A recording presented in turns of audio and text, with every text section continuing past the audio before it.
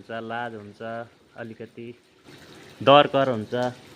तर म चाहिँ रन्डीको बाहुनहरूलाई के सराप्छु भने मलाई जस्तो दुःख परेछ नि, मेरो दुःख कसैले हेरेन नि, मैले हेरेँ उनीहरूलाई, तर तिनीहरूको चाहिँ देख्न परोस् कि डरो। लास्टै भएर साथी मैले यो भिडियो बनाएको है।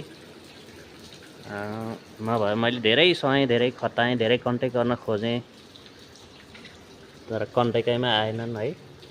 उल्टै रिस आए, तेरो खाएर मरौँ लगारे, नतिरे छोराहरूले तिर्लान गरे, त्यही भनेर पैसा लगेको त होइन होला, हामीले पनि सस्तो भएर दिएको त होइन होला होइन। त्यही भएर साह्रै नै टेन्सन हुन्छ साथीहरू। के गर्ने, अहिले नानी बाबुहरू पढ्दैछन्, तिनीहरूको खर्च पुरा गर्नु पर्यो।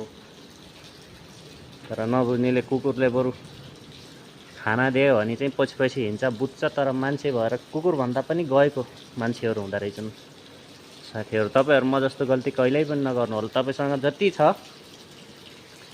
आफ्नो एकाउन्टमा, आफ्नो ब्याङ्कमा सेभ राख्नु होला। र कसै आफ्नोलाई दिन्छु, गुण लाउँछु, भोलि मलाई पनि सहयोग गर्लान् भन्ने चाहिँ कहिले जिन्दगी नसोच्नु होला, किनकि मलाई परेको कुरा है साथीहरू।